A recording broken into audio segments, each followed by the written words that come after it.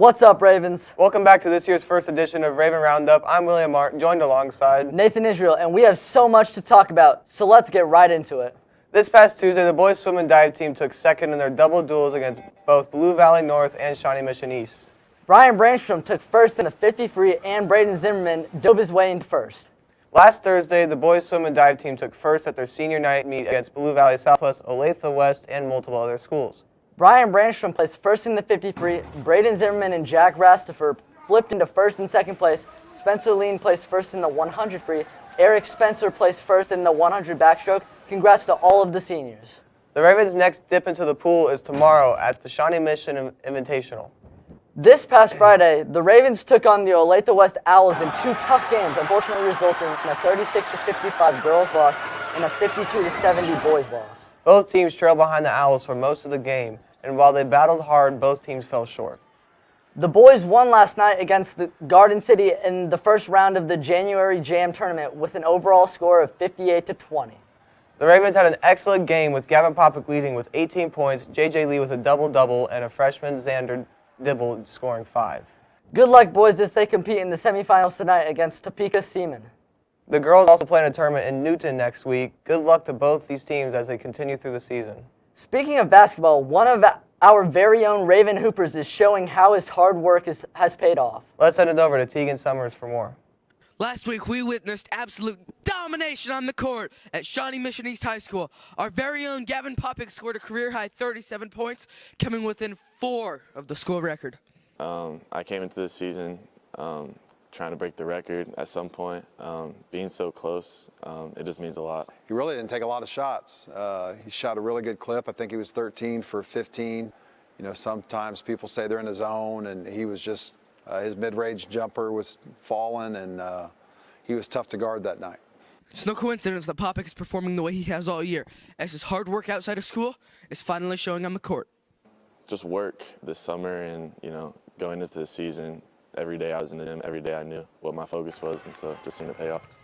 Led Gavin, the whole team has been playing great this season as they are off to a 6-1 start.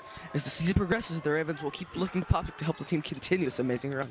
We're really pleased with the start, and just want to keep rolling and try to get into February where we're playing our best basketball. For the Raven Network, this has been the one and only Tegan Summers.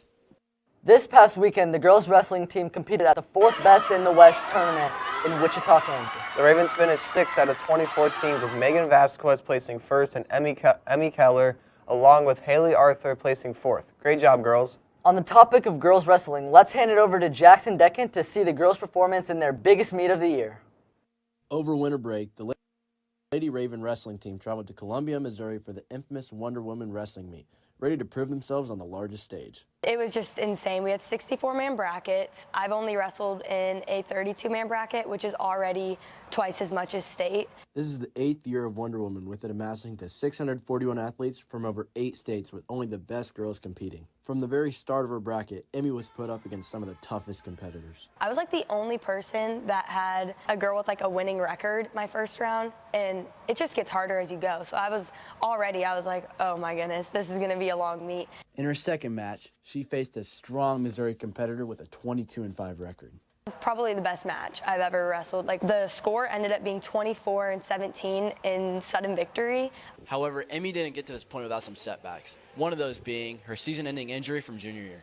Tearing my MCL was one of the worst experiences ever, like having to miss out on that wrestling season and that end of the wrestling season. It was devastating, but I think that it pushed me so much harder. I don't think I'd be where I am today if that didn't happen. With her new mindset, Emmy headed into her semifinals match against the reigning Oklahoma State champion. I walked out onto the match and I was like, you know what, one takedown at a time, we'll see what happens. And then I got the first takedown, and I got the second takedown and the third one. So they all just kind of fell into place. But, like, the work's not done. Like, I still have so much to improve on, and I know that. And I think that when people get comfortable, that's when they get caught. After this incredible performance, aspirations are high for Emmy as she looks to continue her dominance at state. For the Raven Network, this has been Jackson Decken. Last night, our boys wrestling team competed and won their duel 52-30, along with going 9-0 in their matches wrestled. Our winners were Cannon Klufkin, Roman Cheen, John Pittinger, Rakeem Donnell, and Ryan Jones, all with pins. Logan Youthon with Tech Falls 20-5, and Mason Avena ended with a forfeit. Congrats wrestling on such a great season so far. The bowling team had a great meet Wednesday night, and we are so proud. More information on bowling to come. Sports are only happening at Olathe Northwest as the Chiefs are headed off to the AFC Championship. It leaves an impact on local businesses in our community. Anna Dries has more on this. As major sporting teams like the Chiefs gear up for the season, so do local businesses. Well, we start a week before.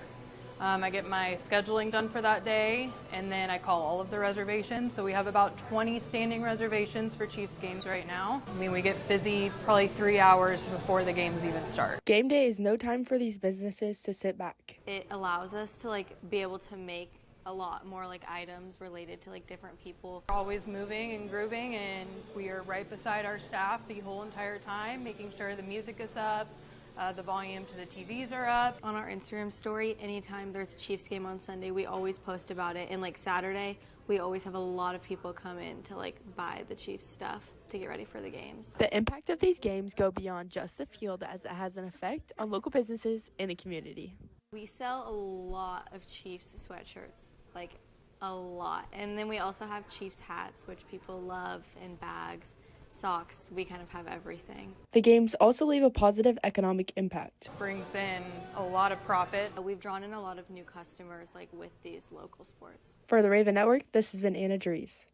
It was good from what I heard. Well, Ravens, that's all we have for today. Good luck to all winter sports teams as they continue to succeed throughout their seasons. Raven Nation, Let's fly!